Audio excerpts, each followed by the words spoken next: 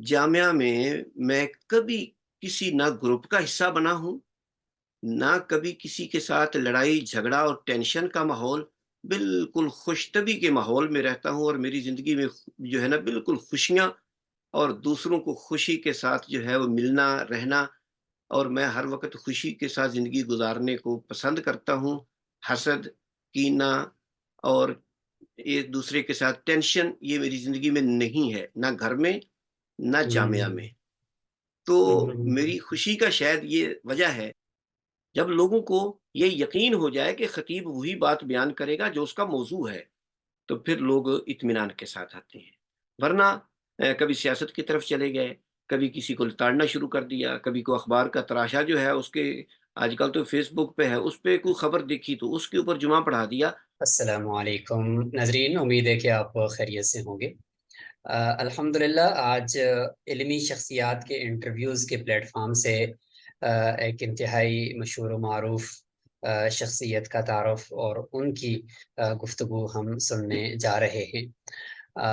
मेरी मुराद हज़रत मौलाना हाफ़िज़ एजाज़ साहिब हैं वफ़ाक़ुस सलफ़िया से और जामिया सलफ़िया इस्लामाबाद के अंदर अल्हम्दुलिल्लाह आपकी एक बड़ी ख़िदमात हैं और आपका शहादतुल आलमिया वफ़ाक़ुल मदारिस सलफ़िया से है। 1993 के अंदर जामिया सलफ़िया इस्लामाबाद से ही आपकी फ़राग़त हुई थी और आप माशाअल्लाह फ़ाज़िलुत तिब्बी वल जराहात यानी 4 साला नेशनल कोर्स फ़ॉर तिब भी आपने किया हुआ है और तकरीबन साढ़े 30 साल का आपका अल्हम्दुलिल्लाह ये तदरीसी तजर्बा है और तदरीसी दौरानिया है। तो आप इससे अंदाज़ा लगाएँगे कि आप आज ऐसी शख्सियत की गुफ्तगू सुनने जा रहे हैं कि जिसके पास तदरीस के एक बड़े दौर गुज़रे हैं और बहुत बड़े तजर्बात हैं उनके पास। तो यकीनन आज बहुत कुछ सीखने को इंशाअल्लाह आपको मिलेगा। और माशाल्लाह ये मुदीर तालीम हैं इस वक़्त और मुदीर इम्तिहानात भी हैं वफ़ाक़ सलफ़िया में और रुकन तालीम कमेटी जामिया सलफ़िया इस्लामाबाद और रुकन दारुल इफ्ता जामिया सलफ़िया इस्लामाबाद के अंदर भी हैं और ख़िताबत भी तकरीबन पिछले 31 साल से रावलपिंडी शहर के अंदर आप फ़रमा रहे हैं। इसी तरीके से आप voice of Umma online network जो है उसके और इस्लामिक एजुकेशन के हवाले से इसके अंदर जो आपकी क्लासेस वो जारी हो रहती हैं और ऑनलाइन कोर्सेज़ का भी एक बड़ा तजर्बा है आपके पास। तो इंशाल्लाह आज इनकी गुफ्तगू से बहुत कुछ हमारे अहले इल्म को और नाज़रीन को देखने को और सुनने को मिलेगा और अमली ज़िंदगी में अपने इनके तजर्बात लाने का हमें एक मौका मिलेगा। तो हम बढ़ते हैं अपने मेहमान ख़ुसूसी की तरफ। डॉक्टर साहब अस्सलामु अलैकुम व रहमतुल्लाहि व बरकातहू। जी, वालेकुम अस्सलाम व रहमतुल्लाहि व बरकातहू। हज़रत आपका बहुत-बहुत शुक्रिया कि आपने अपने कीमती औक़ात में से मसर और पीके के लिए कुछ वक़्त दिया। आपका बहुत शुक्रिया। जी, जज़ाकुमुल्लाह ख़ैर। अल्लाह ताला आप सब अहबाब को खुश रखे और आपकी इल्मी जुहूद को कबूल फ़रमाए और आपका भी तमाम अहबाब का शुक्रिया कि आपने मुझे ये मौका दिया कि मैं अपना कुछ हिस्सा इस पर प्लेटफ़ार्म के साथ जो है वो शेयर कर सकूँ। क्योंकि ये एक इंतहाई अहम काम है, जो हमारी दिली ख़्वाहिश थी कई सालों से कि ये काम जो है वो होना चाहिए। क्योंकि इस वक़्त ज़ाहिर है कि जो भी हम मदारस में पढ़ा रहे हैं और बहुत से लोग ऐसे हैं जो मदारस में आके नहीं पढ़ सकते। लेकिन जो वफ़ाक़ुल मदारिस हैं, 4 जो वफ़ाक़ के बोर्ड हैं, उनके इम्तिहानात देना चाहते हैं। तो ये आपने उनके लिए बहुत बड़ी आसानी कर दी, जो दरसी कुतुब हैं, उनके रिकॉर्डिंग के हवाले से। तो अल्लाह ताला आपको ज़िला ख़ैर अता फ़रमाए। बहुत-बहुत शुक्रिया मौलाना एजाज़ साहब। आपने हौसला अफ़ज़ाई फ़रमाई। इंशाअल्लाह आपके सामने इदारे के दीगर जो शोबाजात हैं, जैसे कि मदारस तरबीती वर्कशॉप्स का सिलसिला है और इंटरव्यूज़ जिस तरह आप जैसी शख्सियात की खिदमात को मंज़िल आम पर लाने का है, इस्लामिक स्टडीज़ है, तो वो भी सारी चीज़ें इंशाअल्लाह आपके सामने आती रहेंगी। अ, सबसे पहले हज़रत आपका इब्तिदाई तारुफ़ जान लेते हैं, उसके बाद इंशाअल्लाह फिर आपकी जो तालीमी दौरानिया है, उसकी तरफ बढ़ेंगे। तो आपका ताल्लुक किस शहर से है, किस इलाके से है? जी, जज़ाकुमुल्लाह ख़ैर। बेसिकली मेरा ताल्लुक जो है वो ज़िला गुजराँवाला से है। इस हुँ, वक़्त वो इलाका ज़िला हाफ़िज़ाबाद में है। वहाँ एक गाँव है हमारा जिसको फत्ते की कहते हैं। فتح کی یا فتح کی، یہ نوشہرہ ورکا کے قریب جو ہے وہ قلعہ دیدار سنگھ اس کے قریب ایک گاؤں ہے، لیکن یہاں سے ہم تقریباً 50 سال ہو گئے یہاں سے ہمارے جو آبا و اجداد تھے، دادا جی اور والد صاحب اور تایا جی سارے ہمارے جو تھے، یہ ضلع مظفر گڑھ میں جا کے آباد ہوئے۔ الحمدللہ ہمارا ایک جو دینی بیک گراؤنڈ تھا، ہمارے دادا جی اور اس کے آبا و اجداد جو تھے وہ اس دین کے ساتھ محبت کرنے والے تھے، تو وہاں جا کر اللہ تعالیٰ نے کچھ زمین بھی دے دی، زمین کے چند قطعات ہیں، اور وہاں جو ہے تقریباً 50 سال سے ہم وہیں جو ہے وہ رہ رہے ہیں۔ یہ تحصیل کوٹدو ہے اور ضلع مظفر گڑھ ہے۔ ماشاء اللہ ماشاء اللہ۔ حضرت کیا ابتدائی تعلیم بھی وہیں حاصل کی؟ اگر میں دینی تعلیم کی بات کروں۔ جی، اس میں ہمارا علاقہ جو ہے وہ ایک انتہائی بیکورڈ علاقہ ہے۔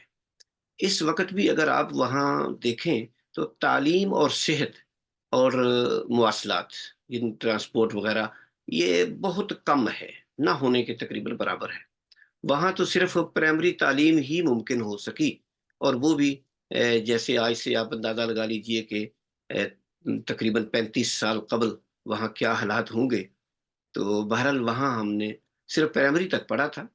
اس کے بعد ضلع شیخوپورہ میں، یہاں چونکہ ہماری رشتہ داریاں بھی بہت تھیں، تو یہاں یہ ایک فاروق آباد علاقہ ہے ضلع شیخوپورہ میں، بڑا معروف شہر ہے یہ، مین سرگودا روڈ کے اوپر۔ تو وہاں میں نے قرآن مجید حفظ کیا، اور اس کے بعد میں نے ملتان، میرے بڑے بھائی مولانا اشرف صاحب اللہ تعالیٰ مغفرت فرمائے، گزشتہ سال وہ فوت ہو گئے، وہ بھی جامعہ سلفیہ میں جو ہے وہ بہت پرانے اساتذہ کرام میں سے تھے۔ وہ مجھے اپنے پاس ملتان انہوں نے بلا لیا، تو وہاں میں نے منزل یاد کی قاری عبد الغنی صاحب حافظہ اللہ، اب بھی الحمدللہ حیات ہیں۔ ان کی ملتان میں بڑی خدمات ہیں شعبہ حفظ کے حوالے سے، اور بالخصوص وہ قاری عبد الرحیم پانی پتی جو ہے اس کے شاگرد تھے۔ اور صحیح بات تو یہ ہے کہ پانی پتی جو قرات ہے، اس میں قاری عبد الرحیم صاحب کا شاگرد ہونا یا شاگردوں کا شاگرد ہونا، یہ ایک بہت بڑا اعزاز ہے۔ تو ٹھیک ہے۔ ہمارے استاد جی جو ہے وہ ان کے براہ راست شاگرد تھے، اور پھر الحمدللہ ہمیں ان سے یہ شرف حاصل ہوا کہ ہم نے ان سے منزل یاد کی۔ تو اس طرح یہ جو ابتدائی تعلیم تو ہم گاؤں میں صرف پرائمری ہی کر سکے، کیونکہ وہاں تعلیمی سلسلہ تھا ہی نہیں، بہت کم نہ ہونے کے برابر تھا۔ تو یہ ہمارے پرائمری اور شعبہ حفظ کی تکمیل تک جو ہے نا یہاں کام مکمل ہوتا ہے۔ ماشاء اللہ۔ اب درس نظامی کی طرف اگر بڑھیں تو وہ کہاں مکمل ہوئی؟ کیا جامعہ جی ہاں، سلفیہ کے اندر سارے درجات پڑھے یا کچھ اور جگہ پر بھی پڑھے؟ نہیں، درس نظامی کے حوالے سے میرے ابتدائی 2 سال یہ تھے دارالحدیث محمدیہ جلال پور پیر والا۔ وہاں مولانا سلطان محمود محدث جلال پوری بڑے معروف عالم دین گزرے ہیں، فوت ہو چکے ہیں، اللہ تعالیٰ ان کی مغفرت فرمائے۔ تو ان کے مدرسے میں دارالحدیث محمدیہ جلال پور پیر والا میں 2 سال، اس کے بعد پھر میں جامعہ محمدیہ گجرانوالہ میں آ گیا۔ یہاں میں نے تقریباً تعلیم کے سارے مراحل علاوہ آخری سال کے، بس آخری سال میں پھر جامعہ سلفیہ اسلام آباد میں آ گیا تھا۔ اس کی وجہ یہاں میرے بڑے بھائی تھے، تو اس وجہ سے بھی میں ان کے پاس یہاں آ گیا۔ تو اصل تو چیز یہ ہے کہ اللہ تعالیٰ نے جہاں انسان کی رزق لکھا ہو، وہ رزق کھانے کے حوالے سے جو ہو یا تعلیمی حوالے سے ہو، وہی انسان جو ہے وہ پہنچ جاتا ہے۔ تو میں آخری سال یہاں آ گیا تھا۔ یہاں آ کر میں نے 1 سال مکمل کیا تھا، صحیح بخاری جو ہے نا یہاں پڑھی تھی شیخ محمد بن عبداللہ شجاع آبادی سے۔ تو یہاں میرے آنے کا مجھے اللہ تعالیٰ نے یہ فائدہ دیا کہ 1 سال میرا تعلیمی مکمل ہوا تو مجھے یہاں تدریس کا موقع مل گیا، اور پھر بس یہی تدریس کرتے ہوئے جو ہے نا وہ آج کا دن آ گیا ہے الحمدللہ۔ تو یوں سمجھے کہ تعلیمی لحاظ سے مجھے راولپنڈی اسلام آباد بہت ہی اللہ نے موافق اور میرے لیے آسانیاں یہاں رکھی ہیں اللہ تعالیٰ۔ अच्छा, आपकी सेहत माशाल्लाह इससे तो लग रहा है कि आप बिल्कुल यानी अभी-अभी के यानी नौजवान फ़ुज़ला की तरह लग रहे हैं और हाँ जी, आपकी सेहत माशाल्लाह इस तरह की है क्योंकि 92 और 93 के जितने भी फ़ुज़ला हम देख रहे हैं, तो वो तो बिल्कुल सफ़ेद रीश हो चुके हैं। तो ये सेहत की का क्या राज़ है? अच्छा, पहली बात तो इसमें ये है कि मैं आप हकीम तो नहीं तकरीबन है साथ? हकीम तो हूँ मैं, लेकिन मैंने माशाअल्लाह। आज तक कोई नुस्ख़ा किसी हवाले से भी कोई ना बाल सफ़ेद करने के लिए, ना जो है वो काले करने के लिए, और ना ही जो है वो सेहत के लिए कोई ऐसा इस्तेमाल नहीं किया। लेकिन अल्हम्दुलिल्लाह इसमें मेन चीज़ तो ये है कि मैं जब यहाँ जामिया सल्फ़िया में पढ़ाने लगा था, तो इसमें उस वक़्त मेरी उम्र तकरीबन 19 या 20 साल थी। अच्छा, अच्छा। तो उस वक़्त मैं तकरीबन 10 साल अपना तदरीसी दौरानिया मुकम्मल कर चुका था। तो उस ओह! वक़्त भी कई दफ़ा मुझे बाद औक़ात इंतज़ामिया के कुछ अहबाब जो है वो जामिया में कम आते थे। उनकी तरफ से, या हमारे एक बुज़ुर्ग हाफ़िज़ अब्दुल रशीद अज़हर साहब थे, उनकी तरफ से मुझे ज जो है वो कुछ डाँट भी पड़ी। उन्होंने ये समझा कि शायद तालिब-इल्म है, जो दफ़्तर में खड़ा है। हुँ, हुँ, हुँ। तो जबकि मैं जो है वो 10 साल उस वक़्त अपना तदरीसी दौरानिया मुकम्मल कर चुका था। और ये ओह! बात मुझे अज़राह तफ़न्नुन आप कह लीजिए कि इस महीने में ये बात मुझे शायद कुछ 4-5 दफ़ा सुनने को मिली है। तो मैं अल्लाह माशाअल्लाह। ताला का हुँ, हुँ, ये हुँ। शुक्र अदा करता हूँ अल्हम्दुलिल्लाह, अल्हम्दुलिल्लाह, कि सेहत के लिहाज़ से अल्हम्दुलिल्लाह कोई भी ऐसी बीमारी, कोई ऐसी चीज़ नहीं है अल्हम्दुलिल्लाह। अल्हम्दुलिल्लाह, बिल्कुल सेहत की। लेकिन उसकी मैं एक वजह बयान करूँगा। यकीनन, ज़रूर। उसकी वजह शायद ये है, शायद उसकी वजह ये है जो मैं समझता हूँ। नंबर 1, मैं 31 साल या साढ़े 30 साल मुझे हो गए हैं। जामिया में मैं कभी किसी ना ग्रुप का हिस्सा बना हूँ, ना कभी किसी के साथ लड़ाई झगड़ा और टेंशन का माहौल। बिल्कुल खुशतबी के माहौल में रहता हूँ, और मेरी ज़िंदगी में जो है ना बिल्कुल खुशियाँ और दूसरों को खुशी के साथ जो है वो मिलना, रहना, और मैं हर वक़्त खुशी के साथ ज़िंदगी गुज़ारने को पसंद करता हूँ। हसद, कीना और एक-दूसरे के साथ टेंशन ये मेरी ज़िंदगी में नहीं है, ना घर में, ना जामिया में। हुँ। हुँ, हुँ, तो हुँ। मेरी खुशी का शायद ये वजह है कि मेरे तमाम असातिज़ा, तमाम तलबा मुझसे बड़ी अल्लाह की रज़ा के लिए मोहब्बत करते हैं, और मेरी क्लास में कभी कोई जो है वो गायब होने की, गैर हाज़िर होने की कोशिश नहीं करता, बल्कि हाज़िरी को ज़्यादा तरजीह देते हैं। और उसकी वजह मैं समझता हूँ कि मैं बिल्कुल अल्हम्दुलिल्लाह ज़हन फ्रेश लेके जाता हूँ और फ्रेश लेके आता हूँ। तो माशाअल्लाह।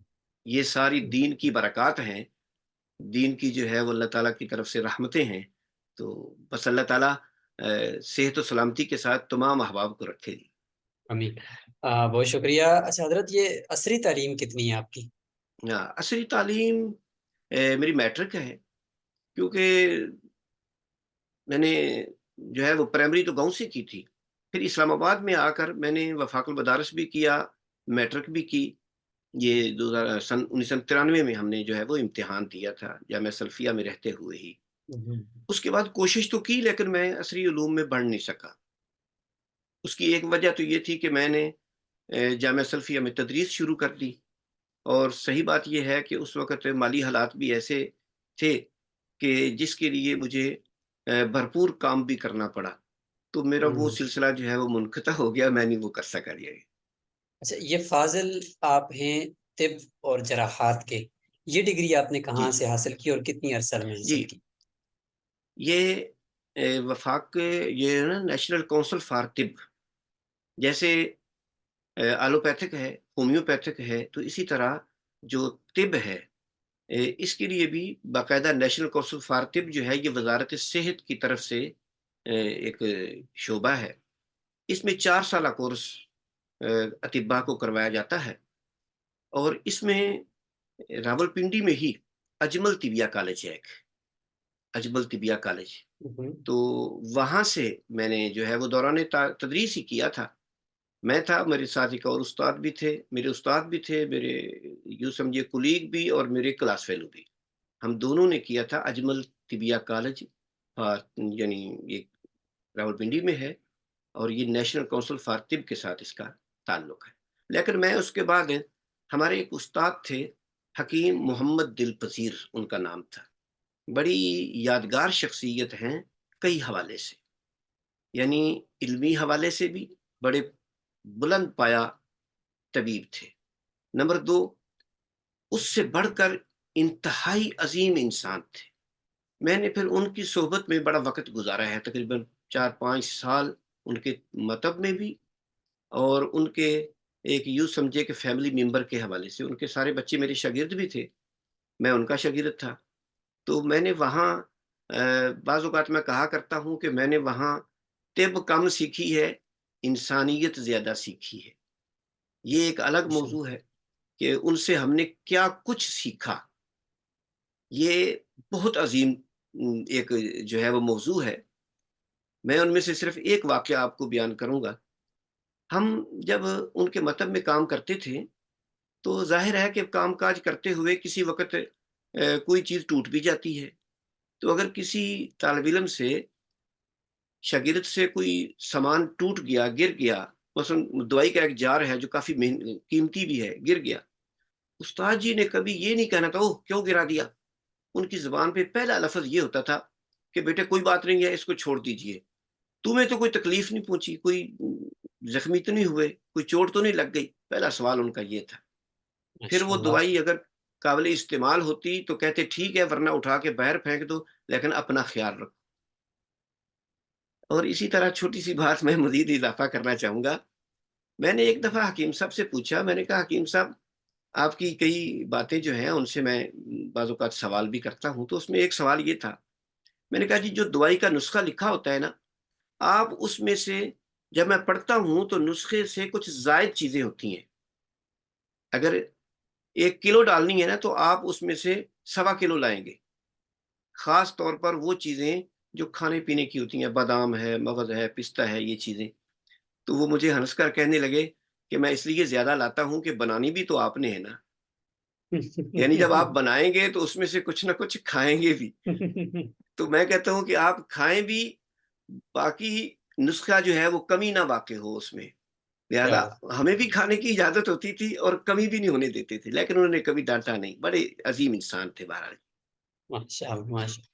یہی بزرگوں کی جی سوانح ہوتی ہے جن سے بندہ کبھی اس کو پڑھ پڑھ کر، کبھی دیکھ دیکھ کر، کبھی سن سن کر سبق حاصل کرتا ہے۔ ماشاء اللہ، بہت شکریہ نہیں جی۔ جی، میرے لیے تو میں تو جی، ان کو مرشد کا درجہ دیتا ہوں جی، میرے ماشاء لیے اللہ، بڑے ماشاء اللہ، یعنی زندگی میں بڑے عظیم ان کی سیرت کا جو ہے نا وہ حصہ ہے۔ ماشاء اللہ۔ اچھا حضرت، یہ تقریباً 30-35 سالہ جو آپ کا تدریسی دورانیہ گزرا ہے، تو اس میں آپ نے کن کن فنون کی تدریس کی، اور کیا اس دوران آپ کے اوپر تدریسی دورے گزرے کہ جس میں آپ نے کچھ تجربات حاصل کیے جو آپ ناظرین کے سامنے رکھنا چاہتے ہوں؟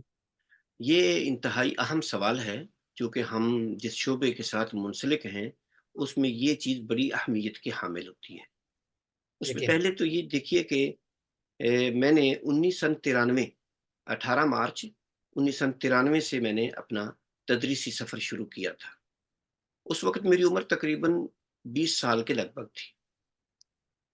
مجھے الحمدللہ یہ بھی یعنی خوش نصیبی میں اپنی سمجھتا ہوں کہ جب میں نے تدریس شروع کی تو وہاں میرے اساتذہ کرام موجود تھے۔ میں نے اپنے اساتذہ کرام کی پوری رہنمائی میں تدریس کا آغاز کیا تھا، اور جیسے میں زمانہ طالب علمی میں ان سے پوچھ کر، مسائل سمجھ کر، جہاں کو مشکل آتی ان سے رجوع کر کے جو ہے وہ زمانہ طالب علمی میں پوچھتے تھے، ایسے ہی میں نے تدریس میں بھی پوچھا ان سے، اور علم جو ہے وہ سیکھا۔ آغاز میں ظاہر ہے کہ ابتدائی کتابیں ہوتی ہیں اور میں نے کبھی چھلانگ لگانے کی کوشش نہیں کی۔ آغاز میں ابتدائی کتابیں، آہستہ آہستہ پھر درجہ بدرجہ جو ہے وہ اوپر جو ہے وہ چلتے آئے الحمدللہ۔ اور میں نے یعنی کبھی بھی سیکھنے میں کبھی اس چیز کا تکبر یا شرم یہ محسوس نہیں کی علم کے سیکھنے میں۔ ماشاء اللہ۔ پھر میں اسی طرح درجہ بدرجہ چلتے ہوئے میں نے جو آخر جو ہے نا موطا امام مالک، جامع ترمذی، ہدایہ، اور اسی طرح بدایت المجتہد، باقی سنن نسائی وغیرہ مشکات یہ تو میں نے ساری جو ہے وہ پڑھائی ہیں۔ جامعہ میں رہتے ہوئے صحیح مسلم، ابو داود اور جامعہ میں رہتے ہوئے بخاری پڑھانے کا موقع نہیں مل سکا، لیکن میں نے صحیح بخاری جو ہے وہ 2 موقعوں پر پڑھائی ہے۔ ایک تو ایک طالبات کے مدرسے میں مجھے موقع ملا الحمدللہ، دوسرا وائس آف امہ جو ہمارا آن لائن ادارہ ہے، اس میں بھی میں نے صحیح بخاری جو ہے وہ مکمل کی الحمدللہ تدریس میں۔ باقی کتب جو ہے وہ صرف و نحو، اس کے ساتھ مجھے صرف کے ساتھ بالخصوص بڑا شغف ہے۔ اس کی وجہ ہمارے دارالحدیث محمدیہ جلال پور پیر والا میں ہمارے استاد تھے مولانا عبد الرشید ریاستی۔ ان کے پاس صرف یا نحو پڑھنا جو ہے یہ بڑے اعزاز کی بات ہوتی تھی۔ اس کی وجہ ان کے پاس جس نے پڑھ لیا وہ ساری زندگی یاد رہتی تھی۔ تو صرف و نحو تو اب بھی میرے جو ہے وہ موضوعات کا حصہ ہے۔ تو یہ کتب میں نے اہم جو ہے وہ پڑھائی ہیں۔ اس کے علاوہ باقی ہر سال کچھ نہ کچھ چینجنگ تو ہوتی رہتی ہے، لیکن الحمدللہ حدیث، فقہ، اصول فقہ اور ادب کے ساتھ بھی شغف جو ہے وہ رہا ہے۔ مقامات میرے پسندیدہ اسباق میں سے ہے، مقامات الحریری، اور اس وقت ہمارا طالبات کا بھی ایک ادارہ ہے جو جامعہ سلفیہ میں ہی قائم ہے۔ اس میں میں اس وقت مشکات المصابیح پڑھا رہا ہوں اور صرف و نحو ہے اس میں۔ گزشتہ سالوں میں نے وہاں جلالین وغیرہ بھی پڑھائی ہے۔ تو اب دونوں شعبوں میں تدریس جو ہے وہ الحمدللہ جاری ہے۔ یہ تو ہے کچھ کتب کے حوالے سے۔ دوسرا یہ ہے کہ اس تدریسی تجربے کے حوالے سے میں چند باتیں کہنا چاہوں گا۔ تدریسی تجربے کے حوالے سے میں نے پہلے شروع میں بات کی ہے کہ مجھے یہ خوش نصیبی اور میں اپنی سعادت سمجھتا ہوں کہ مجھے اپنے اساتذہ کی نگرانی میں کام کرنے کا موقع ملا ہے۔ تو اس لحاظ سے میں اپنے تمام جو اس شعبے کے ساتھ منسلک علماء کرام ہیں، طلباء ہیں، ان کو میں یہ کہوں گا کہ اگر کسی کو یہ سعادت نصیب ہو کہ اس کے اساتذہ بھی اسی ادارے میں موجود ہوں تو اپنی خوش نصیبی سمجھیں، اور جیسے زمانہ طالب علمی میں ان کے ساتھ اٹیچ رہتے تھے اسی طرح ان کے ساتھ جڑے رہیں۔ انشاءاللہ جو علمی باتیں، علمی موتی آپ کو پہلے ملتے رہے اب اس سے زیادہ ملیں گے۔ تو ایک تو یہ تھا۔ دوسرا یہ ہے کہ میں نے یعنی چھلانگ لگانے کی کبھی کوشش نہیں کی، میں نے درجہ بدرجہ آگے بڑھنے کی کوشش کی الحمدللہ۔ اور تیسری چیز اس میں یہ ہے کہ میں نے اس تدریسی عمل میں 2 چیزیں ہوتی ہیں، ایک ہوتا ہے کسی استاد کا مطالعہ، ایک ہوتا ہے جہاں آپ نے ڈلیور کرنا ہے، بات کو پہنچانا ہے، ان کی حیثیت ہے۔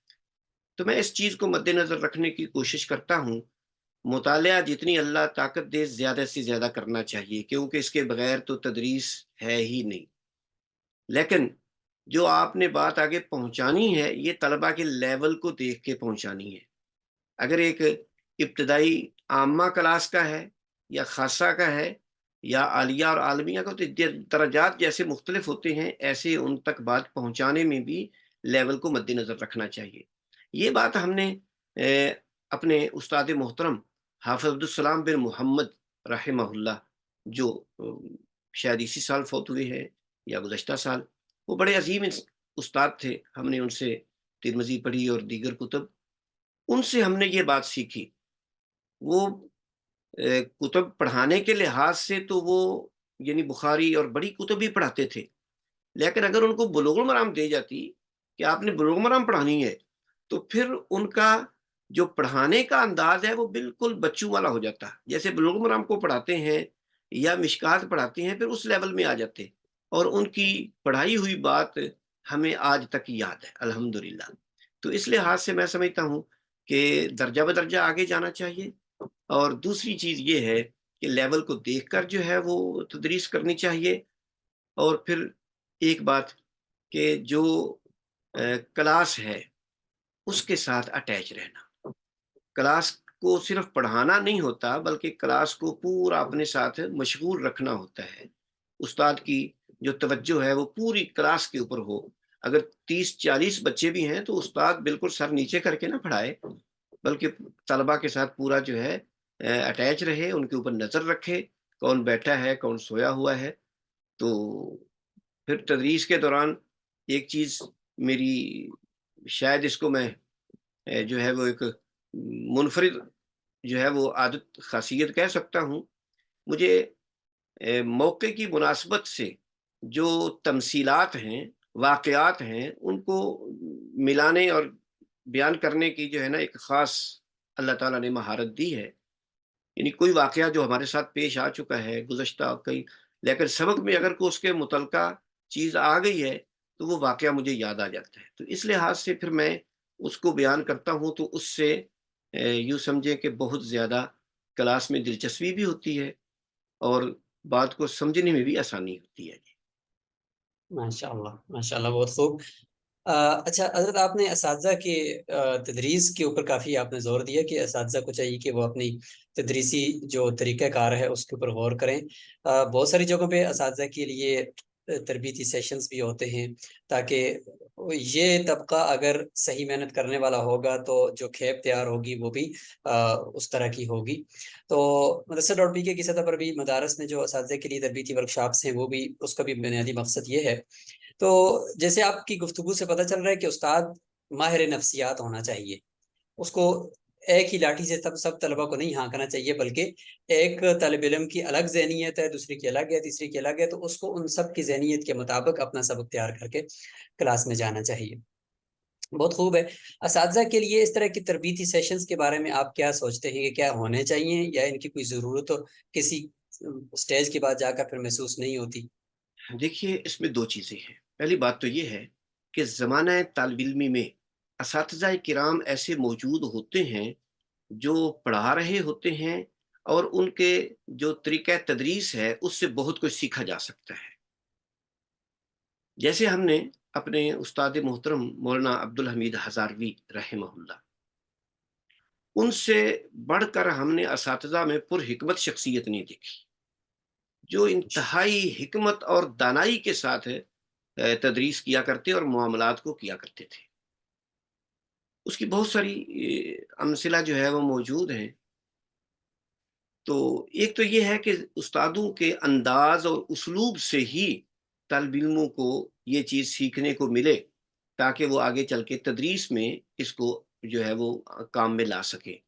دوسرا، اساتذہ کرام بعض پوائنٹ اور بعض نقطے جو ہیں وہ دوران تعلیم تدریس طلبہ کو بتاتے رہیں کہ بھئی ہم آپ کو صرف پڑھا نہیں رہے بلکہ پڑھانے کا اسلوب بھی دے رہے ہیں۔ ایک مثلا میں نے صرف پڑھی ہے مولانا عبد الرشید ریاستی حافظہ اللہ سے، اس وقت وہ شیخ الحدیث ہے دارالحدیث محمدیہ جلال پور پیر والا میں۔ تو میں نے ان سے جو صرف سیکھی ہے نا، آج تک میرا انداز اسلوب وہی ہے، اور اس کو میں طالب علموں کو جب پڑھاتا ہوں تو میں نے اس اسلوب کو بہتر پایا ہے۔ مولانا عبدالحمید صاحب کا جو اسلوب ہے اس کو میں نے اس انداز میں اپلائی کیا ہے، باقی اساتذہ کا جو اسلوب ہے اس کو میں نے اپلائی کیا، یعنی یا تو شاگرد خود اساتذہ سے وہ اسلوب اور طرق تدریس لے، یا یہ ہے کہ استاد اس کی تنبیہ کرے، اور استاد کو کرنا چاہیے۔ میں یہ سمجھتا ہوں طالب علموں کو پڑھانے کے ساتھ ساتھ یہ بھی بتائے کہ تم نے کل کو پڑھانے کا موقع ملے تو ایسے پڑھانا ہے۔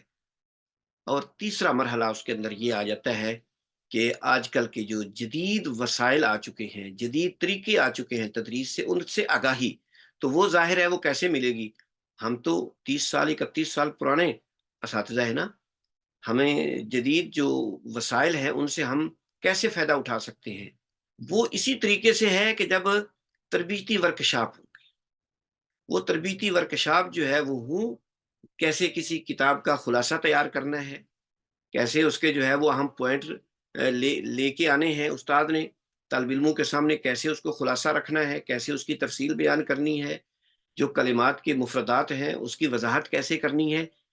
یہ جتنے نئے انداز اور اسلوب آئے ہیں یہ ہمیں سیکھنے کی ضرورت ہے۔ میں خود بھی محسوس کرتا ہوں کہ وہ چیزیں اگر ورکشاپ ہوں گی تدریسی اس طرح تربیتی، تو ہمیں بھی سیکھنے کا موقع ملے گا، ورنہ ہم تو جا کے کسی جگہ جو ہے وہ آپ کسی دوزانو تو نہیں ہوں گے، زانوِ تلمس تو نہیں اختیار کریں گے، مشکل ہو جاتا ہے ذمہ داریوں میں۔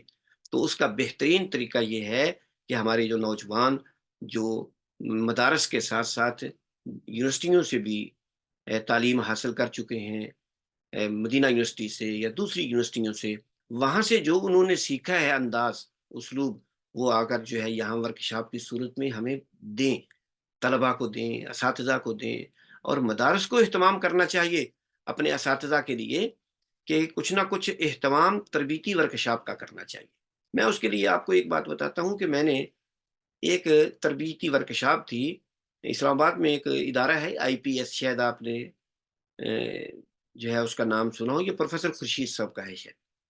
उसमें एक तरबीती वर्कशॉप थी, उसमें सारे जो वफ़ाक हैं उनके नुमाइंदे उसमें शरीक थे। मुझे भी उसमें मौका मिला, तो मैं समझता हूँ कि वो 8 दिन की वर्कशॉप जो है उसमें मैंने बहुत कुछ सीखा। और जो मैंने पहले पढ़ा हुआ था, उसको मज़ीद जो है वो उजागर करने में, चार चाँद लगाने में उस वर्कशॉप का बहुत बड़ा हिस्सा है।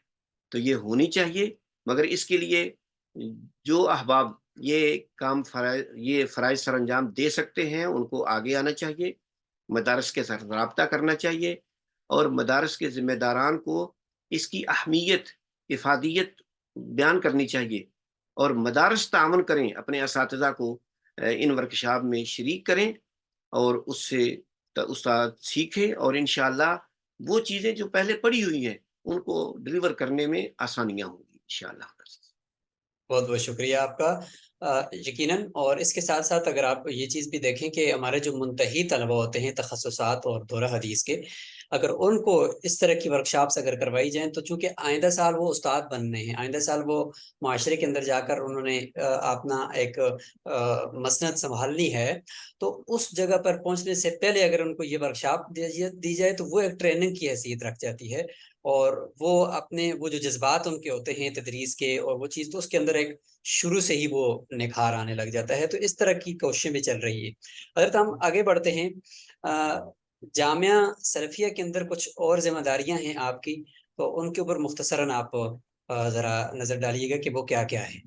हाँ जी, एक तो मेरी इस बात को जो है वो पिछले सवाल के साथ अटैच कर दीजिएगा, मैं थोड़ा-सा इज़ाफ़ा करना चाहूँगा ज़रूर, इसमें। जो ज़रूर। पिछली बात है ना उसमें, उसमें कि एक तो ये है कि असातिज़ाए किराम जब पढ़ाएँ, तो अपने तलबा को ये बात बावर कराएँ बार-बार कि आपका ये यानी तालीमी दौरानिया जब ख़त्म होगा तो आपने मसनद तदरीस, खिताबत और इन स्टेजों पे आना है।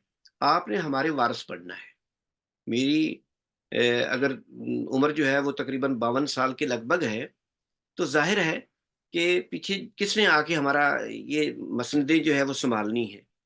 एक तो ज़माना तालिब-इल्मी में उस्ताद उनको ये एहसास दिलाएँ कि कल के इस मिंबर और मेहराब के वारिस तुम, उनको ज़हनी तौर पर तैयार करें। जब ज़हनी तौर पर तैयार करेंगे, क्योंकि हमारे बहुत सारे तालिब-इल्म ऐसे होते हैं जो 8 साल फ़ारिग होने के यानी अपना तालीमी दौरानिया मुकम्मल करने के बाद हैरान होते हैं, अब करें क्या? किधर जाएँ? तो उनको ज़हनी तौर पर ये तैयार किया जाए। उसके बाद ये जब वो ज़हनी तौर पर तैयार होंगे, तो फिर तदरीस ये वर्कशॉप्स जो हैं उनके लिए आगे मुस्तक़बिल में ये मसनदें सँभालने के लिए उनको करवाई जाएँ, ताकि वो अच्छे मुदर्रिस, मुबल्लिग़ और ख़तीब जो है वो बन सकें।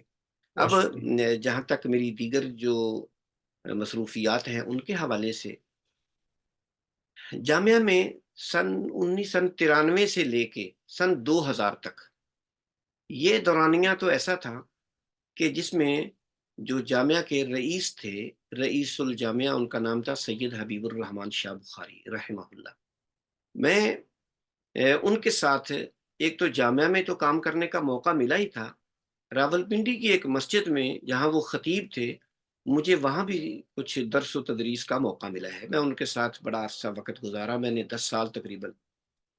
मुझे उन्होंने इन 10 सालों में तो कोई जामिया की ज़िम्मेदारी दी ही नहीं है, 10 साल तक। सन 2000 में मुझे पहली दफ़ा मुदीरुल इम्तिहानात का शोबा जो है वो दिया गया। तो चूँकि काम किया ही नहीं था, मगर जब 2000 में मुझे इम्तिहानात का शोबा मिला, तो मुझे ज़िम्मेदारी भी दी गई, दुआएँ भी दी गईं और उसके साथ मुझे ये हौसला अफ़ज़ाई के कलिमात भी कि आप करें। تو ہم آپ کے ساتھ ہیں، تو پھر میں نے وہ عہدہ جو ہے ذمہ داری جو ہے وہ لے لی تھی۔ حوصلہ افزائی سے مراد یہ ہے کہ کام کرتے ہوئے ایک بالکل نیا آدمی جس کا یہ تجربہ ہی نہیں ہے، تو جب وہ کام کرنے لگے گا تو ڈرے گا۔ تو جب حوصلہ افزائی ہوگی کہ کہیں کمی کوتاہی خطا ہوگی تو ہم آپ کے ساتھ ہیں۔ تو الحمدللہ پھر میں نے یہ کام جو ہے وہ لیا۔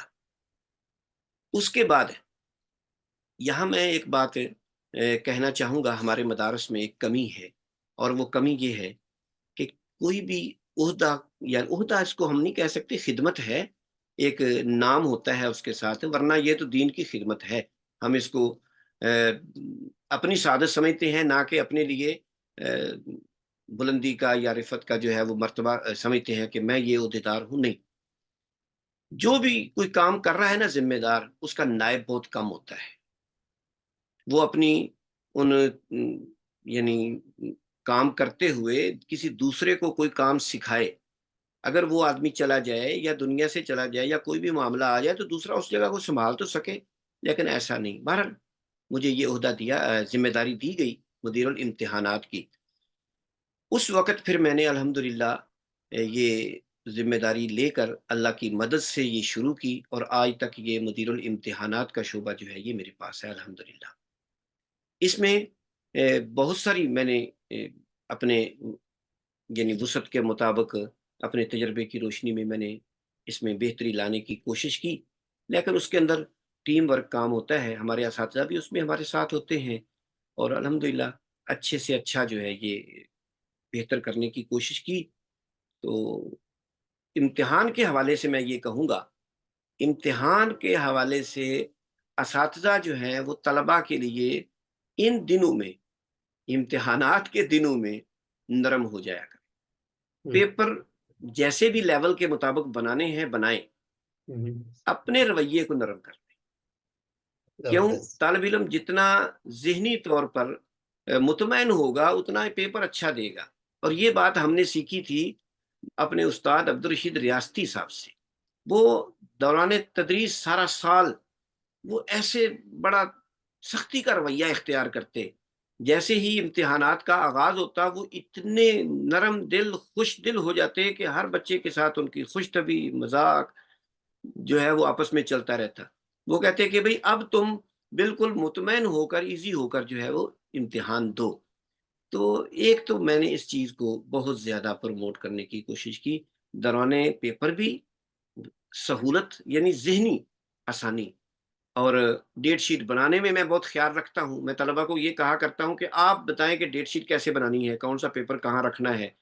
اگر ہمارے نظام کے ساتھ کوئی ٹکرائے نہیں تو پھر ان کی بات کو ہم ترجیح دیتے ہیں تاکہ وہ ایزی ہو کر امتحان دے سکیں۔ لیکن پیپر تو ظاہر کے لیول کے مطابق بنتے ہیں، اس میں تو کسی کے ساتھ کوئی رعایت رعایت جو ہے وہ سب کے لیے جو ہے الحمدللہ برابر ہوتی ہے۔ تو اس لحاظ سے الحمدللہ یہ شعبہ جاری ہے، لیکن میری یہ خواہش تھی کہ میرے ساتھ کوئی ایسا ساتھی مل جائے جو اس سارے نظام کو جو ہے وہ سیکھے۔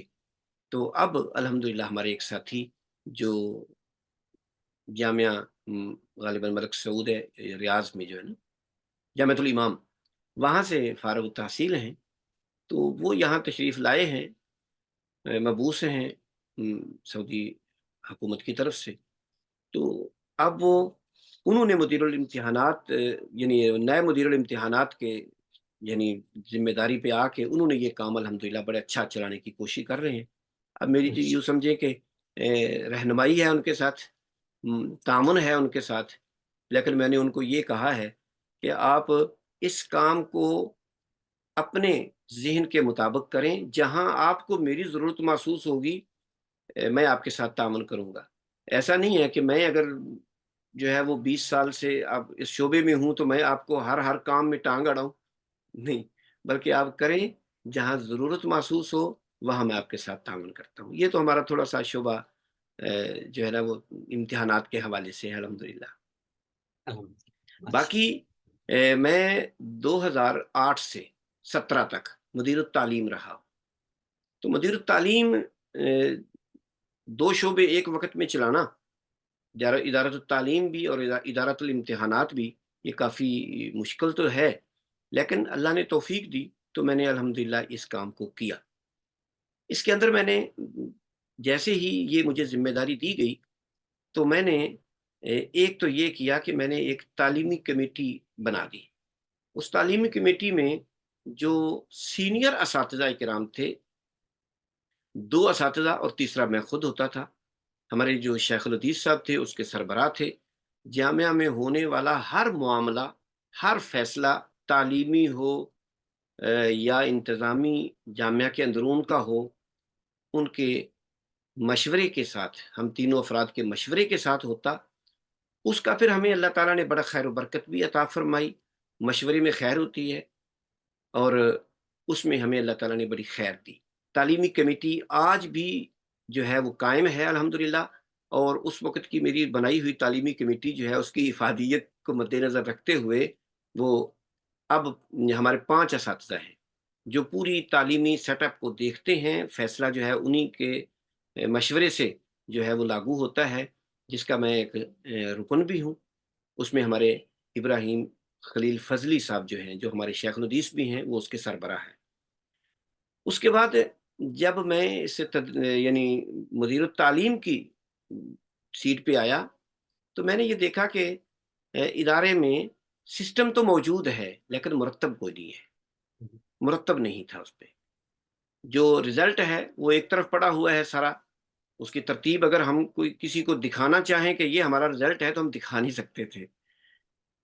پھر میں نے رزلٹ کو اثر نو مرتب کیا ایکسل کی فائل میں، اور اب الحمدللہ ہمارا جو رزلٹ ہے وہ سارے کا سارا میں نے اپنے ہاتھ سے جو ہے مرتب کیا ہے۔ اب وہ فائلوں میں بھی ہے اور جلدیں کر کے ہم نے اس کو لگا دیا۔ دوسرا، میں نے جامعہ کے جتنے فائل ہیں نا، اس وقت جامعہ میں جتنا بھی سسٹم چل رہا ہے، فائل ورک، حاضری کا ہو یا ڈیٹا سیو کرنے کا، وہ میں نے سارا کام جو ہے وہ الحمدللہ کرنے کیا، میں نے خود کیا تھا اس کا۔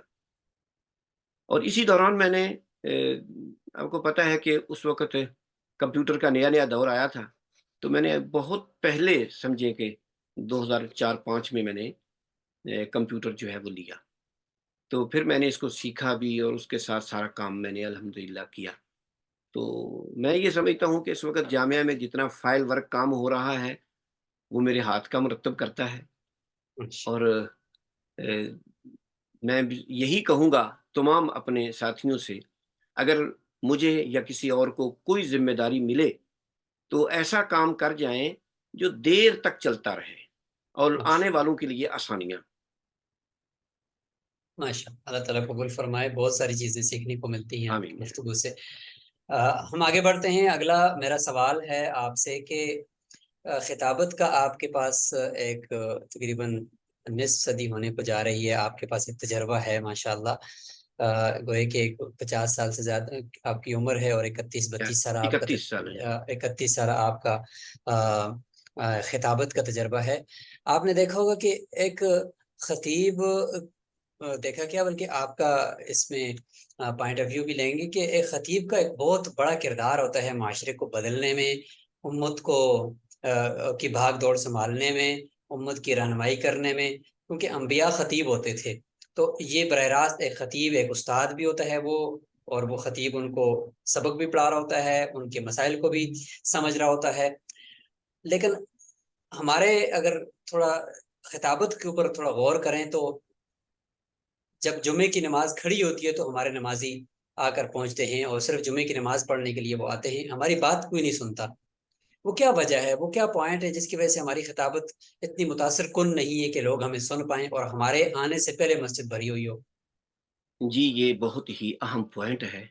اس کی وجہ یہ ہے کہ ایک تو یہ چیز کہ میں صرف خطیب ہی نہیں بلکہ ایک مدرس بھی ہوں، تو اس لحاظ سے جو مدرس اور خطیب ہوگا اس کی خطابت میں اور عام خطیب جو ہے اس میں بہت فرق ہوگا، کیونکہ براہ راست کتب جو ہیں ان سے مطالعے کا جو ہے ہمیں موقع ملتا ہے۔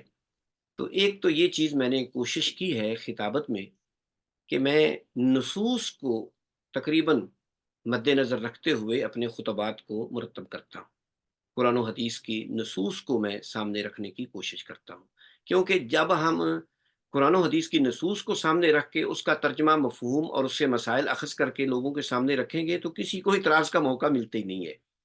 لیکن اگر میں اپنی کیل و کال کو اس میں داخل کر دوں گا نا، تو بہت سارے احباب اس میں ظاہر ہے کہ ناراض بھی ہوتے ہیں بعض اوقات، اور کئی مسائل بھی اس میں کھڑے ہوتے ہیں۔ ایک تو میں نے اپنے تجربے میں یہ چیز لائی ہے کہ نصوص کے قریب آ جائیں، قرآن کے، حدیث کے، اس میں انشاءاللہ عافیت ہے۔ دوسری بات، دو چیزیں لوگ دیکھتے ہیں، جب دو لوگوں کو دو چیزوں میں، خطیب کے اندر دو چیزوں میں لوگوں کو اطمینان ہو جائے تو پھر وہ مسجد کی طرف آتے ہیں، پھر جاتے نہیں ہیں۔ پہلی چیز یہ لوگ دیکھتے ہیں کہ کیا خطیب صاحب اپنے وقت پہ جمعہ ختم کر دیتے ہیں۔ اگر تو لوگوں کو یہ یقین ہو جائے کہ خطیب صاحب جو ہے وہ، انہوں نے 1:15 پہ جماعت کھڑی کرنی ہے تو کر دینی ہے، ایک آدھ منٹ کا آگے پیچھے ہو جائے تو کوئی مسئلہ نہیں ہے۔ لیکن اگر لوگوں کو یہ پتا ہو کہ 1:15 ٹائم ہے لیکن خطیب صاحب پتہ نہیں کب ختم کریں گے، لوگ آئیں گے نہیں، لوگ انتظار کریں گے کب خطیب صاحب ختم کریں تو اس وقت ہم جائیں۔ ایک تو ٹائم کی جو پابندی ہے یہ بہت ضروری ہے خطیب کے لیے۔ جہاں بھی یہ ٹائم کی پابندی کرتا ہے نا خطیب، وہاں لوگوں کو اطمینان اور یقین ہوتا ہے۔ وہ بعض اوقات یعنی ان کو پتا ہوتا ہے کہ کسی جگہ ہم نے گاڑی کی ٹکٹ بک کروائی ہوئی ہے، کسی جگہ جو ہے میٹنگ میں جانا ہے، کسی جگہ کو دوسرا کام ہے، یہاں اس وقت جمعہ شروع ہوگا، اس وقت ختم ہو جائے گا، ہم اپنے کام پہ پہنچ جائیں گے۔ اگر یہ اطمینان نہ ہو تو لوگ مساجد کا رخ نہیں کرتے۔ دوسری بات جو بڑی اہم ہے وہ یہ ہوتی ہے کہ خطیب اپنے موضوع پہ رہ کے گفتگو کرتا ہے یا ادھر ادھر جو ہے وہ چلا جاتا ہے۔ جب لوگوں کو یہ یقین ہو جائے کہ خطیب وہی بات بیان کرے گا جو اس کا موضوع ہے، تو پھر لوگ اطمینان کے ساتھ آتے ہیں۔ ورنہ کبھی سیاست کی طرف چلے گئے، کبھی کسی کو لتاڑنا شروع کر دیا، کبھی کو اخبار کا تراشا جو ہے اس کے، آج کل تو فیس بک پہ ہے، اس پہ کوئی خبر دیکھی تو اس کے اوپر جمعہ پڑھا دیا۔ یہ چیزیں لوگ نہیں دیکھتے، وہ ہم سے زیادہ ان چیزوں کو پڑھنے والے ہیں، دیکھنے والے ہیں۔ تو ہم ان کو کوئی ایسی چیز دیں نا جو سننے کے لیے آئے ہیں، ہم اپنا ایک موضوع منتخب کریں، کیونکہ خطبہ جمعہ میں جو اصل مشکل چیز ہوتی ہے نا، وہ موضوع کا انتخاب ہے۔ جب موضوع کا انتخاب آپ نے کر لیا، اس کے اوپر آپ دلائل لائیں اور دلائل کے اوپر رہتے ہوئے گفتگو جو ہے موضوع کے مطابق جو ہے دلائل کے ساتھ گفتگو کریں۔ لوگوں کو یقین ہونا چاہیے کہ یہ خطیب صاحب جو ہے وہ کوئی ادھر ادھر کی نہیں لا رہے، پھر لوگ جو ہے وہ جمعے میں آتے ہیں۔ لیکن اگر یہ نہ ہوں، لوگ پہلے تو ڈرتے ہیں کہ ہم جائیں، آگے ہو سکتا ہے خطیب صاحب غصے میں آ کے ہمارے اوپر ہی نہ چڑھ جائیں، ہمیں نہ ڈانٹنا شروع کر دیں، یا جمعے کب ختم کریں گے۔ تو یہ دونوں چیزیں میں یہ سمجھتا ہوں کہ بڑی خطیب کے لیے ضروری ہیں۔ ایک تو وقت کی پابندی، اور دوسری چیز موضوع کا انتخاب اچھا ہو، موقع کی مناسبت سے ہو، دلائل سے مزین ہو، اور دلائل قرآن و حدیث کے جتنے نصوص ہوں گے اتنا ہی اچھا ہے، اور اپنے موضوع کے اوپر رہتے ہوئے گفتگو کرے اور وقت پر جو ہے وہ ختم کر دے، تو میں سمجھتا ہوں کہ اس سے بہت زیادہ انشاءاللہ العزیز خیر ہوتی ہے۔ الحمدللہ، ماشاء اللہ، صفات بھی بیان کر اور دی ایک اور چیز جو ایک کمزوری چیز ہیں میں اس کے اوپر بھی اپنے روشنی ڈالی۔ جی ضرور، ایک میں اور بات، معذرت، میں ایک اور چیز ضرور۔ بیان کرنا چاہوں گا اس کے اندر۔ اس میں جو خطبہ ہے نا، اس کے اندر بعض اوقات ہم جلد بازی کرتے ہیں۔ وہ جیسے بالکل، حدیث ہے نا، اللہ کے رسول صلی اللہ علیہ وسلم کی، دعائیں کرو اللہ قبول کرتا ہے معلوم یستعجل، جب تک تم جلدی نہ کرو۔ پوچھا گیا جلدی کیا ہے؟ فرمایا کہ کوئی بندہ دعائیں کرے پھر دعا کرنا چھوڑ دے اور یہ کہے میں نے بڑی دعائیں کی میری قبول ہی نہیں ہوتی، ایسے بندے کی دعا اللہ قبول نہیں کرتا۔ تو بعینی ہی میں یہ سمجھتا ہوں کہ خطیب آدمی کو اپنے خطبات میں انتظار بھی رہنا کرنا چاہیے، کیونکہ انبیاء نے تو 950 سال کا بھی حضرت نوح علیہ الصلوۃ والسلام کا تذکرہ ملتا ہے۔ جلد بازی نہ کریں کہ میں آج خطبہ شروع کروں، سال کے اندر اندر سارا محلہ مسجد میں ہونا چاہیے، نہیں۔ بعض اوقات کئی لوگ بڑی دیر لگا دیتے ہیں، وہ آپ کے رویے کو دیکھتے ہیں، اخلاق کو دیکھتے ہیں، معاملات کو دیکھتے ہیں، پھر وہ مسجد کا رخ کرتے ہیں۔ میرے سامنے کئی مثالیں ہیں۔ ہمارا ایک نمازی ہے مسجد کے بالکل قریب ترین ہمسایہ جو ہے، تو وہ تقریباً میں یہ سمجھتا ہوں کہ 8 سال تک کہ 9 سال تک وہ مسجد میں نہیں آیا۔ لیکن ہوں، ہم نے اس کو ملتے رہے ہیں، اس کے غمی خوشی میں شریک ہوتے رہے ہیں، اس کے ساتھ جو ہے وہ اچھا برتاؤ، آج وہ الحمدللہ مسجد کا حصہ ہے اور وہ باقاعدگی کے ساتھ مسجد میں آتا ہے۔ اس لیے ماشاء اپنے رویے، اخلاق، گفتگو سے لوگوں کو متاثر کرنے کی کوشش کریں، جلد بازی نہ کریں کہ یہ فوراً آ جائیں۔ انشاءاللہ اخلاص ہے تو لوگ ضرور آئیں گے۔ اللہ۔ جزاک اللہ خیر۔ خطیب کو ٹائم کی پابندی کرنا، خطیب کو اپنے مواد کے اوپر غور کرنا، اور خطیب کو اپنے اخلاق اور کردار سے لوگوں کو اپنی طرف راغب کرنا، یہ تین مین پوائنٹ تھے آپ کی گفتگو کے، الحمدللہ، جو سیکھنے کو ملے۔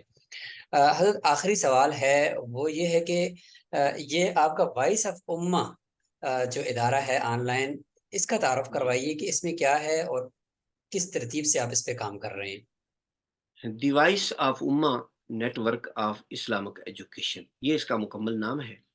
اس کے بانی تھے، ان کا نام تھا محمد اقبال، کوئٹہ سے تعلق رکھتے تھے اور ناروے میں ہوتے تھے۔ ایک انتہائی کاروباری شخصیت تھے، لیکن اللہ تعالیٰ نے ان کو دین کا شوق دیا۔ انہوں نے اے، ایک میسنجر ہے پال ٹاک، اس پہ انہوں نے ایک روم بنایا اس نام سے، دی وائس آف امہ کے نام سے۔ اس میں یہ 99 سے ہے، اس کا آغاز ہوا تھا۔ اس میں پھر مختلف ادوار چلتے رہے۔ ابتدائی طور پر تو یہ ایک صرف لوگوں کے ساتھ ڈسکشن کے لیے جو ہے نا یہ چیٹ روم تھا، لیکن آہستہ آہستہ کچھ علماء کرام اس کے اندر آئے، جس میں ہمارے ایک بڑے اچھے دوست ہیں شیخ ابو سیف کے نام سے، محمد رفیق ان کا نام ہے، ابو سیف، انہوں نے اس میں بہت کام کیا۔ پھر اس کے بعد ہمارے اسلام آباد سے ایک ساتھی ہیں شیخ ابو سعد کے نام سے، محمد عبد الرؤف صاحب ان کا نام ہے، وہ آئے۔ پھر ان دونوں نے مجھے موقع دیا، تو 2008 میں میں اس کے اندر انٹر ہوا۔ اس وقت اب ہماری کلاسیں جو ہے وہ چل رہی تھیں، یعنی پہلے یہ صرف ایک چیٹ روم کے طور پر تھا، لوگ اس میں چیٹ کرتے بیٹھتے، آپس میں مسائل پر ڈسکشن ہوتی، لیکن اس کے بعد یہ کلاسوں میں منتقل ہو گیا۔ اور جب کلاسوں میں یہ تبدیل ہوا تو اس وقت اس کے ثمرات ہمارے سامنے آنا شروع ہوئے۔ اس کی وجہ یہ تھی کہ چیٹ روم میں تو ڈسکشن ہوتی، لوگ چلے جاتے، لیکن کلاسوں میں لوگوں نے ہم سے جو ہے نا وہ باقاعدہ پڑھنا شروع کیا۔ اس میں خاص طور پر ہمارے پاکستان، انڈیا، یہ لوگ جو ہے نا بہت زیادہ اس میں آئے۔ اس کے اندر کراچی کے بہت لوگ ہمارے پاس آئے، اور اسی طرح لاہور سے، سیالکوٹ سے، جو باہر تھے، اس میں امریکہ، کینیڈا، یو کے، اس طرح جرمنی سے، مختلف جگہوں سے لوگ جو ہے نا وہ اس کلاس روم میں پھر آنا شروع ہوئے۔ کلاس روم جب شروع ہوئی تو اس میں لوگوں نے صحیح بات یہ ہے کہ ایک غنیمت جانی، اس میں باقاعدہ طور پر ہم نے کتابیں پڑھیں پڑھائیں، جس کے اندر ہم نے حدیث، تفسیر، اصول حدیث، اصول تفسیر، اصول فقہ، اور اس کے اندر دیگر بہت ساری چیزیں جو ہے نا، بنیادی جو کتب تھیں درس نظامی کے اسلوب پر تو نہیں پڑھائیں، لیکن ہم نے ہر مرحلے میں جو دیکھا کہ یہ اس فن میں اہم کتاب ہے وہ ہم نے پڑھائی، اور لوگوں نے پڑھی بھی۔ اس کے اندر میراث بھی ہم نے پڑھائی۔ تو پھر یہ لوگ جو تھے ہمارے ساتھ ایسے اٹیچ ہوئے کہ آج تک یہ ہمارے، یوں سمجھے کہ وائس آف امہ کے فیملی ممبر ہیں یہ۔ ایک اگر کوئی خاص طور پر خواتین ہیں اس میں اور بڑی عمر کی ہیں، جب ایک خاتون پڑھ کے جاتی ہے تو وہ آگے جا کے اپنا ایک ادارہ چلاتی ہے، وہاں اپنی کلاسیں چلا رہی ہے، وہ ترجمہ کلاس ہو، وہ حدیث کی کلاس ہو، اس طرح کر کے۔ جیسے میں نے بتایا کہ ہم نے صحیح بخاری بھی پڑھائی ہے، تو ہماری جو شاگرد ہیں کینیڈا میں خاص طور پر اور امریکہ میں، دو خواتین ایسی ہیں جو اس وقت باقاعدہ صحیح بخاری بھی پڑھا رہی ہیں، دورہ تفسیر بھی رمضان المبارک میں کرواتی ہیں، اور اس کے ساتھ ہمارے ساتھ اٹیچ بھی ہیں۔ جو بھی مسائل میں کوئی اشکال ہوتا ہے وہ ہم سے رجوع کرتے ہیں، اور پھر آگے جو ہے لوگوں کو پڑھا بھی رہی ہیں۔ تو اس لحاظ سے اب 2008 سے میں انٹر ہوا، 2015 میں میں نے اس کا چارج جو ہے وہ لے لیا تھا۔ اس وقت میں وائس آف امہ کا یوں سمجھے کہ ایک ذمہ داری بھی ہے اس کی، تدریس کے ساتھ ساتھ جو مینجمنٹ ہے اس کی بھی۔ تو اس میں وہ جو رونق پہلے ہوا کرتی تھی، اس وقت یہ واٹس ایپ نہیں تھا، تو واٹس ایپ کی آنے کی وجہ سے لوگوں کے لیے آسانیاں ہوں گئی، لوگ وائس آف امہ کے ساتھ اٹیچ ہیں واٹس ایپ گروپ میں، لیکن تدریس میں، پڑھنے میں، مسائل میں یہ وہ واٹس ایپ پہ ہمارے ساتھ جو ہے وہ آ چکے ہیں۔ تو اس لحاظ سے یہ سلسلہ الحمدللہ جاری ہے، جو لوگ پڑھ کے گئے ہیں وہ آگے ادارے چلا رہے ہیں الحمدللہ، تو میں تو سمجھتا ہوں کہ یہ صدقہ جاریہ ہے، لیکن الحمدللہ اسی طرح جاری و ساری ہے، اور میں باقاعدہ 2008 سے لے کے اب تک رات کی کلاسیں جو ہیں وہ میری ہوتی ہیں، تو میں تقریباً یوں سمجھے کہ 12-1 بجے تک اس کے ساتھ میں جڑا رہتا ہوں۔ تو میں نے اللہ تعالیٰ سے ایک دعا کی تھی، دعا یہ کی تھی کہ یا اللہ، یہ کام جو ہے نا یہ ظاہر ہے رات کا ہے، اور رات کو نیند تو آپ کو پتہ ہے کہ دن بھر جامعہ میں پڑھانا، کام کاج کے بعد رات کو نیند آ جاتی ہے، تو میں نے دعا یہ کی تھی کہ یا اللہ، جب میں نے جاگنا ہو، درس دینا ہو، پڑھانا ہو تو مجھے جگا دینا، اور جب میں سونا چاہوں تو مجھے نیند جو ہے وہ عنایت کر دینا۔ تو الحمدللہ یہ دونوں کام چلتے رہے، دن کو بھی نیند پوری ہو جاتی، رات کو بھی الحمدللہ یہ سلسلہ چلتا رہا اور جاری ہے الحمدللہ۔ اللہ پاک قبول فرمائے۔ یقیناً یہ تو پھر ایک بہت بڑی المنائے بھی آپ کے ہوگی، اور ایک فضلاء کرام کی ایک پوری ایک، تو تقریباً کیا سمجھتے ہیں کہ کتنی تعداد میں فضلاء آپ کے اس آن لائن پلیٹ فارم سے ہو چکے ہیں؟ دیکھیے تعداد ہم کچھ نہیں کہہ سکتے، کیونکہ آنے ان والے کا کوئی لوگ جو ہے نا، ریکارڈ یا کوئی کچھ تو ڈیٹا ایسے ہر تھے، سال کا؟ میں کوئی خاص نہیں مرتب جو ہے وہ کر سکا، اچھا، اگر کیونکہ ممالک کی جب دور اعتبار کریں تفسیر کہ ہوا کتنے کرتے تھے، ممالک سے ہوں گے؟ ہاں، یہ تقریباً امریکہ، کینیڈا، یو کے، اور اسی طرح جرمنی، ناروے، سعودیہ، انڈیا، ان ممالک سے، تو تقریباً پاکستان، ان ممالک سے ہماری زیادہ جو ہے وہ تعداد رہی ہے۔ تو کبھی کبھی یہ تعداد جو ہے دورہ تفسیر میں خاص طور پر یہ 100 تک بھی پہنچتی تھی، 100 سے بھی بعضوں کا تجاوز کر جاتی تھی، تو کبھی کم ہو جاتی تھی۔ تو ماشاء بہرحال کوئی اللہ، حتمی تعداد میں نہیں کہہ سکتا، لیکن کثیر اس وقت میرے پاس جو گروپ میں ہیں وہ تقریباً 150-200 کے لگ بھگ ہیں، الحمدللہ۔ جو حضرت لوگ میرے آخر پاس میں میرے ساتھ اٹیچ ہیں نا۔ آ، وہ کیا نصیحت ہوگی جو آپ تمام مکاتب فکر کے اہل مدارس کو دینا چاہیں گے، بالخصوص علمی رسوخ کے حوالے سے؟ ابھی جو کاوشیں ہو رہی ہیں مدرسہ.pk کے پلیٹ فارم سے، تو اس ادارے کو آپ کیسے دیکھتے ہیں کہ تمام وفاقات کے اندر صرف علمی رسوخ کے لیے ان کو ایک پلیٹ فارم پہ لے کر آنا، اور مشترکہ جو امور ہیں ان کو مل بیٹھ کر کرنا، اور علمی رسوخ کی جتنی بھی چیزیں ہیں ان کو مل کر کرنے کے حوالے سے یہ ساری کاوش ہے؟ اس حوالے سے آپ اہل مدارس کو کیا پیغام دیں گے؟ یہ آپ کا گویا کہ ان کی جو نصیحت اگر آپ کرنا چاہیں، یا جو آپ کے دل کا کوئی درد ہے وہ ان کے سامنے رکھنا چاہیں۔ جی، میں یہ سمجھتا ہوں کہ یہ آخری سوالوں میں سے یہ بہت ہی اہم سوال ہے۔ پہلی بات تو یہ ہے کہ جس شعبے کے ساتھ ہم منسلک ہیں، العلماء ورثۃ الانبیاء ہے، ہمارا جس شعبے کے ساتھ تعلق ہے یہ کوئی معمولی شعبہ نہیں ہے، انبیاء کا وارث ہونا، اس کے لیے ضروری ہے کہ انبیاء کی سیرت کو بڑا قریب سے دیکھا جائے، قریب سے پڑھا جائے، کیونکہ جس منصب پہ کسی کو فائز کیا جائے نا، پھر وہ اس کے متعلقہ جو اصول و ضوابط ہیں نا ان کو پڑھتا ہے۔ تو ہم العلماء ورثۃ الانبیاء، انبیاء کی سیرت کو بڑی قریب سے اور بار بار دیکھیں، بالخصوص دعوتی نقطہ نظر سے، دعوتی نقطہ نظر سے کہ انبیاء نے لوگوں کو کیا دعوت دی اور کس طریقے سے دی۔ ادعو الی سبیل ربک بالحکمہ والموعظۃ الحسنہ وجادلہم باللتی ہی احسن۔ ایک تو تمام مکاتب فکر جو ہیں ان کو یہ جو اصول ہیں، اصول دعویٰ جو ہیں، یہ سیکھنے، سمجھنے اور اپلائی کرنے کی ضرورت ہے۔ تو دوسری بات یہ ہے کہ یہ علم کسی کی میراث نہیں ہے، یہ تو ایک بہتا دریا ہے، اس کے ساتھ جو شامل ہو گیا اس قافلے میں، اس نے اس میں سے کتنا لیا، کتنا اپنا حصہ جو ہے وہ اس میں ڈالا۔ تو اس لحاظ سے اس کو میں سمجھتا ہوں کہ نہ یہ کسی بھی مکتبہ فکر کی میراث نہیں ہے، یہ علم ہے، اور علم کے اندر یہی ہے کہ رب زدنی علما، اس کے اندر اضافے کی ہمیشہ دعا کرنی چاہیے۔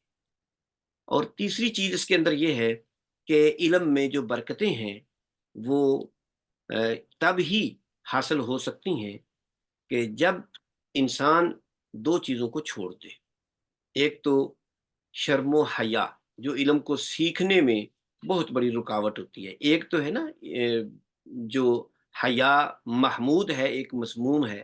مذموم کی تو میں بات نہیں کر رہا، وہ تو ایک کمزوری آپ کہہ سکتے ہیں، جو اللہ کا احترام، اللہ کے رسول صلی اللہ علیہ وسلم کا احترام، اپنے بڑوں کا احترام، مدارس کا، مساجد کا احترام، شرم و حیا، میں اس کی بات کر رہا ہوں۔ جب انسان اس میں کمی کرتا ہے تو علم سے محروم ہوتا ہے۔ نمبر دو، علم سے محروم ہوتا ہے اور علم کی برکتیں نہیں حاصل ہو سکتی جب انسان تکبر میں چلا جائے۔ ہوں، نمبر تین، تعصب میں چلا جائے۔ ہوں، جب انسان تعصب میں جاتا ہے تو پھر برکتیں ختم ہو جاتی ہیں، پھر ہوں، انسان محدود سے محدود ہو کر رہ جاتا ہے۔ پھر اس کی مثال میں دیا کرتا ہوں، میں کہتا ہوں کہ جیسے شارپنر میں پنسل ڈالی جائے نا، تو پنسل کو شارپنر میں ڈال کے پیچھے سے اس کو دبانا شروع کرتے ہیں، پھیرتے رہتے ہیں، آخر میں بالکل باریک ہو جاتی ہے، یعنی ساری وسعتیں ختم ہو کے محدود سی رہ جاتی ہیں۔ جب انسان تعصب میں آتا ہے تو پھر اس کا علم، اس کے تجربات، اس کی ہر چیز جو ہے وہ برکتوں سے خالی ہو جاتی ہے، اور وہ محدود ہو جاتا ہے۔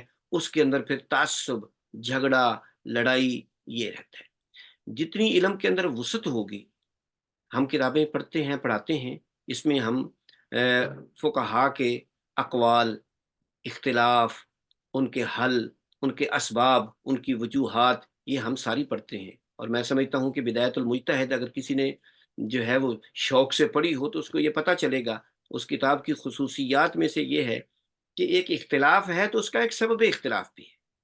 جب سبب اختلاف پتہ چل جائے نا تو پھر اختلافات ختم ہو جاتے ہیں۔ تو ہم اہل علم انبیاء کے وارث ہیں۔ انبیاء جو ہیں انہوں نے اختلاف برائے اختلاف نہیں کیا، بلکہ انہوں نے علم کو آگے پھیلایا ہے۔ اس لیے تعصبات سے ہٹ کے، جہاں سے یہ وہ ہے نا ضالۃ الحکیم، یہ دانا آدمی کے لیے گم شدہ چیز ہے، جہاں بھی ملے اس کو حاصل کرے۔ اس لیے ایک تو یہ ہے کہ اس کو سیکھنے کے لیے آگے بڑھتے رہنا چاہیے، اور اس کے ساتھ ساتھ یہ ہے کہ اہل علم کا کام، جب علم میں وسعت ہوگی جھگڑے ختم ہو جائیں گے، علم میں کمی آئے گی جھگڑے بڑھ جائیں گے۔ تو لہٰذا یہ ہے کہ علم میں وسعت دیں، اور علم میں وسعت کے بعد اپنے موقف کو دلائل کے ساتھ بیان کر کے بات کو چھوڑ دیجیے۔ ان علیک الا البلاغ، دوسرے کے اوپر تھوپنا، منوانا، جبر کرنا، اور اپنی بات کے اوپر لڑنے مرنے کو تیار ہو جانا فروعی مسائل کے اندر، یہ نفرتیں اور دوریاں پیدا کرتے ہیں۔ اصول کے اندر تو ظاہر ہے کہ ہم یہ سمجھتے ہیں کہ کوئی کمپرومائز نہیں ہوتا، جو اصول ہیں اس کے اوپر تو کوئی کمپرومائز نہیں ہے، کوئی بھی نہیں کرے گا انشاءاللہ۔ اور ہمارے جتنے بھی مکاتب فکر ہیں ان کے اصول ایک ہے، قرآن ہے، حدیث ہے۔ تو ساری چیزیں فروع کے اندر بات کو بیان کریں، اس کے بعد اپنی بات کو بیان کر کے خاموش ہو جائے، دوسرے کے اوپر چھوڑ دیجئے۔ دوسرے کا بھی فرض بنتا ہے کہ اس کو دیکھے، پڑھے، اور اس کے اندر کوئی علم کی بات ہے، خیر کی بات ہے تو قبول کرے۔ اگر اس سے اختلاف ہے تو اخلاقیات کے دائرے میں رہتے ہوئے اس کا جواب دے کے وہ بھی اپنی بات کو پورا جو ہے وہ مکمل کر لے۔ تو لہذا بات کو کیا جائے، دلائل کے ساتھ کیا جائے، بس۔ اور اللہ کے رسول صلی اللہ علیہ وسلم کا ایک طریقہ یہ بھی تھا کہ آپ جب کوئی بات بتایا کرتے تھے تو آپ نام لے لے کر نہیں کوئی طنز کیا کرتے تھے۔ آپ فرمایا کرتے تھے بعض مسائل میں ما بال اقوام، لوگوں کو کیا ہو گیا ہے، یہ کمی ہے، یہ کرتے ہیں۔ تو علماء کرام کو نبوی طریقہ جو ہے نا اس کا تبلیغ کا، اس کو بار بار پڑھنے کی ضرورت ہے۔ ویسے تو ساری سیرت کو پڑھیں، لیکن چونکہ علماء ہیں تو نبوی طریقہ جو تعلیم کا ہے، تبلیغ کا ہے، اس کو پڑھیں، انشاءاللہ العزیز اس میں خیر ہوگی۔ باقی رہا کہ جو علم ہے اس کو آسان کرنے کی ضرورت ہے، نمبر ایک، اور اس کی آسانی ظاہر ہے کہ تمام لوگوں کی رسائی کتب تک نہیں ہے۔ آج کل لوگ جو ہے وہ انٹرنیٹ پہ منتقل ہو چکے ہیں، اس کے لیے جتنے جدید وسائل ہیں ان کو استعمال میں لایا جائے۔ اور مدرسہ ڈاٹ پی کے یہ ان کی بہترین کاوش ہے کہ انہوں نے وہ جو آسانی ہے نا، کتنے لوگ ہمارے پاس آتے تھے جی ہم کیسے وفاق کی تیاری کریں جبکہ ہم تو مدرسے میں پڑھتے ہی نہیں ہیں، تو ہمارے پاس کوئی جواب نہیں ہوتا تھا سوائے اس کے کہ ہم یہ کہتے تھے کہ فلاں فلاں کتابیں لے لو۔ جب ان کو یہ لیکچر مل جائیں گے ان کے لیے انشاءاللہ العزیز آسانی، اور مدرسہ ڈاٹ پی کے لیے یہ صدقہ جاریہ ہوگا۔ اور دوسری بات، ایک تو اس طرح علم کو آسان کیا جا سکتا ہے، اور دوسری چیز یہ ہے کہ علم ظاہر ہے کہ کتب تک محدود نہیں رہنا چاہیے، اس کے لیے کچھ نہ کچھ کوشش جیسے بھی کی جا سکتی ہے لوگوں تک عام کرنے کی۔ یہ صرف انہی کے لیے تو نہیں ہے نا کہ جو مدارس میں پڑھنے کے لیے آئیں گے، دوسرے لوگوں کے لیے بھی ہے، ان کے لیے بھی آسانی کا ایک بہترین ذریعہ ہے۔ تو میں سمجھتا ہوں کہ ایک بہترین کاوش ہے، اللہ تعالیٰ قبول فرمائے۔ اور جیسے خرم کامران بھائی، کامران شہزاد صاحب تھے اور دوسرے ساتھی تھے، وہ بھی تشریف لائے، تو انہوں نے آ کر اس چیز کا تعارف کروایا تو ہمیں بڑی خوشی ہوئی۔ تو ہم نے اپنے ان کے ساتھ یہ وعدہ بھی کیا ہے کہ ہم اپنے نام علماء کرام کے دیں گے، آپ ان کو ٹریننگ دیں گے، ٹریننگ کے بعد جو ساتھی اس ٹریننگ میں جو ہے وہ آگے بڑھنا چاہیں گے انشاءاللہ ان کے لیے بہترین موقع ہوگا۔ اللہ تعالیٰ آپ کو جزائے خیر عطا فرمائے۔ آمین ثم آمین۔ آپ کی نوازش ہے اور آپ کی شفقتیں ہیں کہ آپ اتنے کھلے دل سے ماشاءاللہ اپنے خیالات کا اظہار بھی کر رہے ہیں اور اپنے اساتذہ کو بھی پیش کرنے کے لیے تیار ہیں۔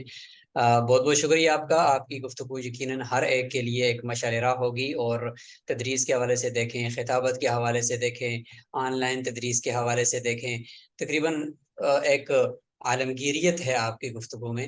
اللہ تعالیٰ آپ کے علم و عمل میں، صحت میں، عمر میں برکت نصیب فرمائے۔ ناظرین، ہمارے ساتھ آمین اسلام آمین۔ آباد سے جامعہ سلفیہ سے اس وقت مولانا اعجاز صاحب موجود ہیں، جن کی گفتگو آپ نے سنی، جن کی زندگی کے تجربات آپ نے سنے۔ امید ہے کہ آپ اس میں سے بہت کچھ لرن کر رہے ہوں گے، بہت کچھ سیکھ رہے ہوں گے۔ اللہ تعالیٰ ہم سب کی زندگیوں میں بھی ان چیزوں کو لے کر آئے اور حضرت کی زندگی میں بھی برکتیں نصیب فرمائے۔ حضرت آپ کا بہت شکریہ۔ آمین اگلے کسی انٹرویو کے لیے ہم انشاءاللہ دوبارہ حاضر ہوں گے، اس طرح کی مفید اور علمی شخصیات کو آپ کے سامنے مدعو کر کے منظر عام پر لائیں گے۔ جزاکم اللہ خیرہ۔ السلام علیکم ورحمۃ اللہ آمین۔ وبرکاتہ۔